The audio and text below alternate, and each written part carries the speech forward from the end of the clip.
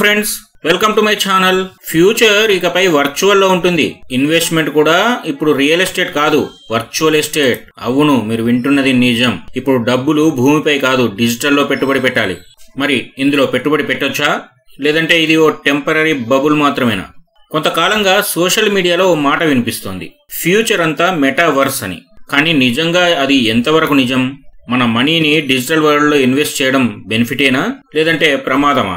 ఈ వీడియోలో దీనికి సంబంధించిన డౌట్స్, ఫ్యాక్ట్స్ పై పూర్తి క్లారిటీ ఉంటుంది. మీరు ఇన్వెస్ట్ చేసే ముందు తప్పనిసరిగా దీన్ని చూడండి. మొదటిసారి చూస్తున్న వాళ్ళు నా ఛానల్ని సబ్స్క్రైబ్ చేసుకోండి. చూస్తున్న వాళ్ళందరూ లైక్ చేయండి. మీ లైక్లతోనే ఈ వీడియో యూట్యూబ్ లో ప్రమోట్ అవుతుంది. నెంబర్ 1, మెటావర్స్ అంటే ఏంటి? మెటావర్స్ అంటే ఒక వర్చువల్ వరల్డ్, ఇంటర్నెట్ తర్వాత దశ.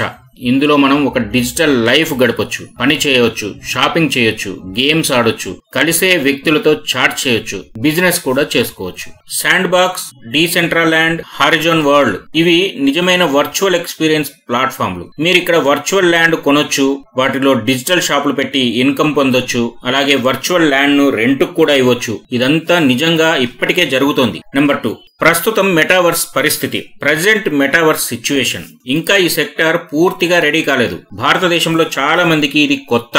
ఇంకా మెటావర్స్ అన్ని రంగాల్లో పూర్తిగా యాక్సెప్ట్ పొందలేదు. కొన్ని సవాళ్లున్నాయి. హార్డ్వేర్ కాస్ట్ ఎక్కువ, ప్రైవసీ ఛాలెంజ్ ఉంది. అయితే డెవలప్మెంట్ మాత్రం స్పీడ్ గా ఉంది. మన దేశంలో రిలయన్స్ జియో, టాటా ఎలక్సీ వంటి కంపెనీలు VR, AR, blockchain, AI టెక్నాలజీలను డెవలప్ చేస్తూ మెటావర్స్ పై ఫోకస్ పెడుతున్నాయి. నెంబర్ 3, పెట్టుబడి అవకాశాలు, ఇన్వెస్ట్మెంట్ ఆపర్చునిటీస్. పెద్ద కంపెనీలకే కాదు, జనరల్ పబ్లిక్ కూడా ఇందులో ఛాన్స్ ఉంది. మరి మీరు ఎలా పెట్టుబడి పెట్టొచ్చు? వర్చువల్ ల్యాండ్ కొనడం, మెటావర్స్ స్టార్టప్లలో ఇన్వెస్ట్ చేయడం, ఎన్ఎఫ్టి ప్రాజెక్ట్ లో జాయిన్ అవడం. ఇక రియల్ ఎగ్జాంపుల్ చూద్దాం.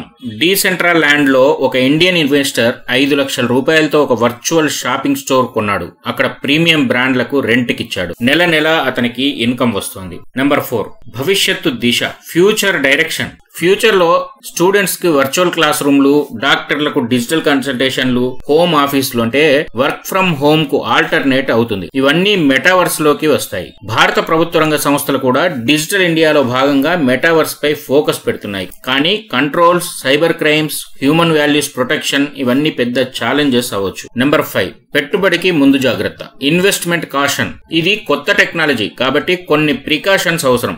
మెటావర్స్ ప్రాజెక్ట్ ఫెయిల్ అయితే ఇన్వెస్ట్మెంట్ లాస్ అయ్యే ప్రమాదం ఉంటుంది. అంతేకాదు, టెక్నాలజీ మారితే మన పెట్టుబడి విలువ తగ్గే అవకాశం కూడా ఉంది. అందుకే పూర్తిగా రీసెర్చ్ చేయండి, డైవర్సిఫికేషన్ పాటించండి, ఫైనాన్షియల్ అడ్వైజర్ సలహా తీసుకోండి.